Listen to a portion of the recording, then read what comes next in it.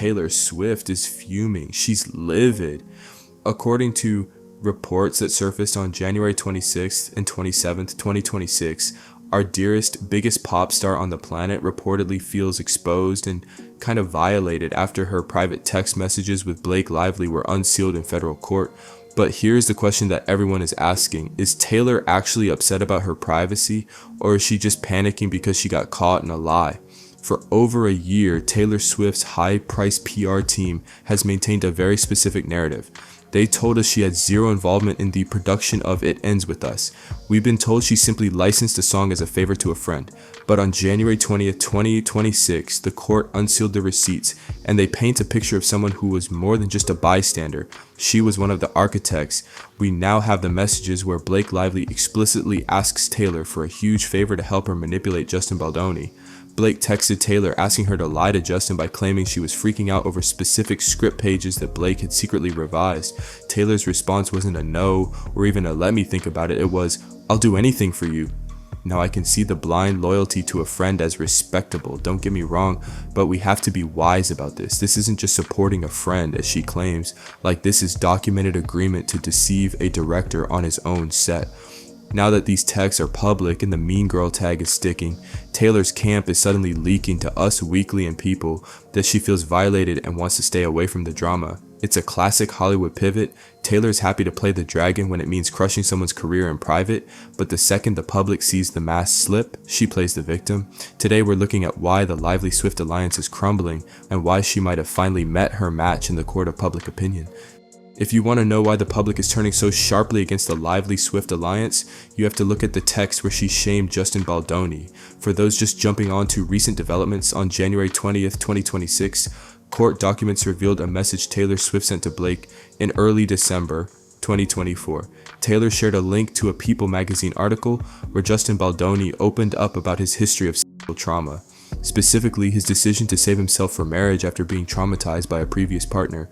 Taylor's reaction? She texted Blake, I think this B word knows something is coming because he's gotten out his tiny violin.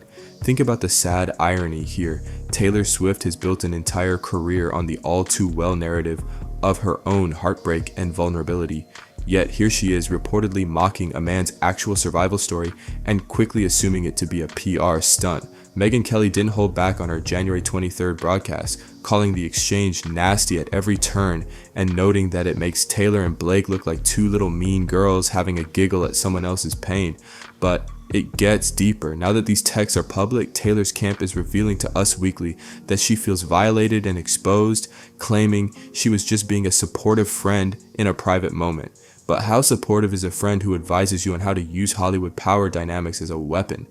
In another unsealed text, Taylor tells Blake, if Justin was strategic, he would be like no Taylor Swift in the trailer, because that gives you more power over the film and that's your ally, not his.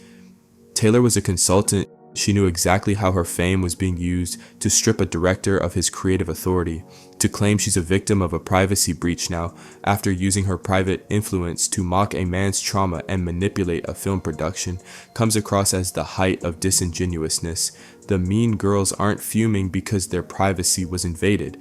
They're fuming because the world finally saw what they talk about when they think no one is listening. In Hollywood, loyalty is a currency that can quickly go bad the moment a brand becomes toxic, and right now the Blake Lively brand is looking a little radioactive. This brings us to the good men Blake was so proud of.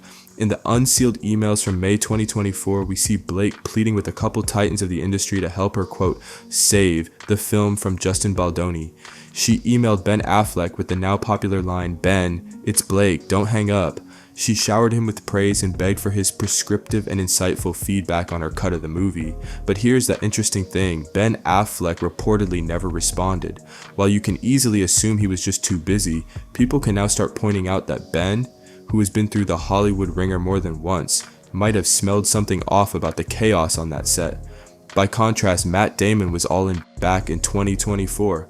He reportedly texted Blake saying, we'll give you any help we can, and even invited her to direct her next film at his production company, Artist Equity.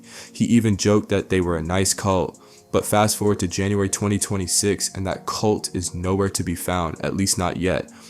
Since the messages were exposed and the reports of Taylor Swift feeling violated by the leak, Matt Damon has remained completely silent. There are no statements of support, there are no defenses. Why? Because the Unsealed docs didn't just show support, they could be viewed as a coordinated effort to gaslight a director. But hey, I like the guy, so I'll give him the benefit of the doubt. He could have just bought into her lies without realizing it. As prominent internet figure The Swiftologist recently noted, these stars aren't just protecting their privacy, they're protecting their own careers from being dragged down by Blake's increasingly unpopular narrative. The squad has left the building. It turns out Team Blake Lively only shows up when the cameras are off and the PR is clean. The moment the mask slips and the mean girl tag starts kicking in, it's time to bounce. Now this is where the disingenuous narrative gets truly uncomfortable. Taylor Swift and Blake Lively have built their entire public identities on being champions of women. Taylor has the man and the smallest man who ever lived. Blake has her advocacy for domestic violence survivors.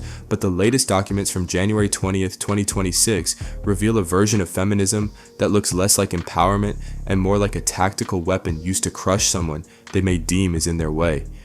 The most disturbing evidence is how they reportedly viewed Justin Baldoni's advocacy work. In the text, after Blake informed Taylor that Justin was set to be honored at a major women's event for his work with Vital Voices, an organization dedicated to female leaders, Taylor didn't celebrate the allyship. Instead, she reportedly texted, "This is so disgusting and I hate that he's clever about this ish." Think about that. They didn't seem satisfied attacking the man. They were mocking the very idea that a man could be an authentic ally to women, simply because he was standing in the way of Blake's creative control. His award was apparently rescinded due to the allegations Blake made against him. But what I find crazy about the whole thing is how Taylor Swift quickly jumped to the conclusion that it was a PR move by Baldoni. Where's the acceptance of solidarity towards feminism, Taylor? This brings us to the selective feminism that Megyn Kelly touched on last Friday. Critics are pointing out the ultimate hypocrisy.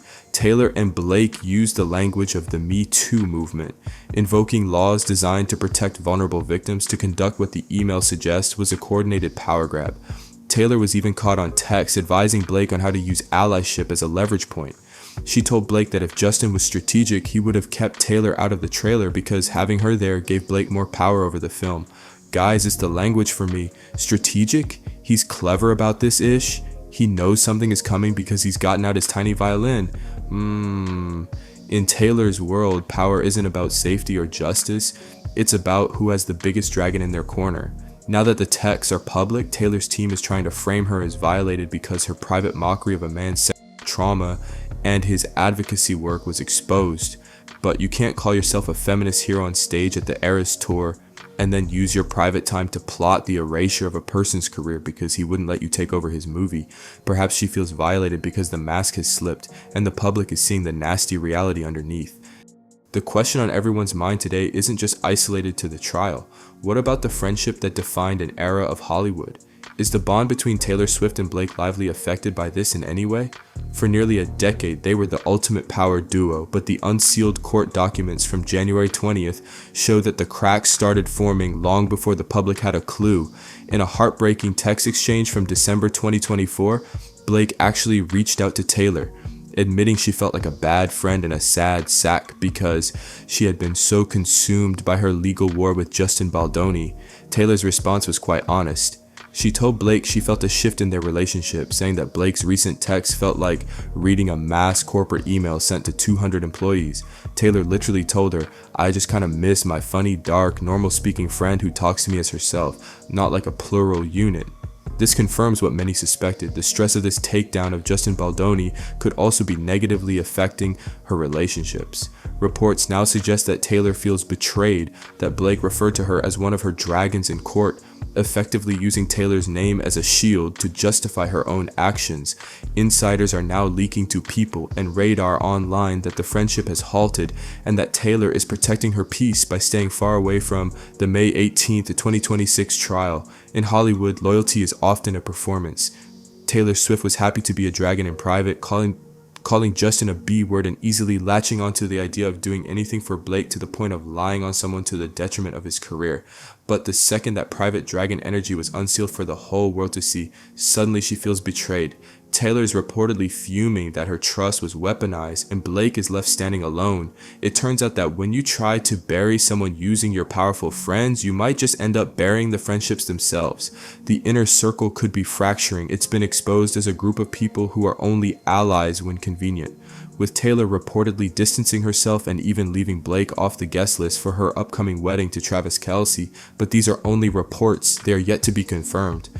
Now I want to hear from you. Is Taylor Swift right to feel violated? Do you find her blind loyalty to Blake respectable? Or is she just as responsible for the toxic energy as Blake is? Does the fact that the squad is looking a little shaky further add to the case against Justin as a manufactured power play from the start?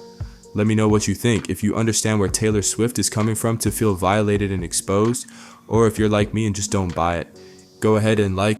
A sub goes a long way too. Till the next one.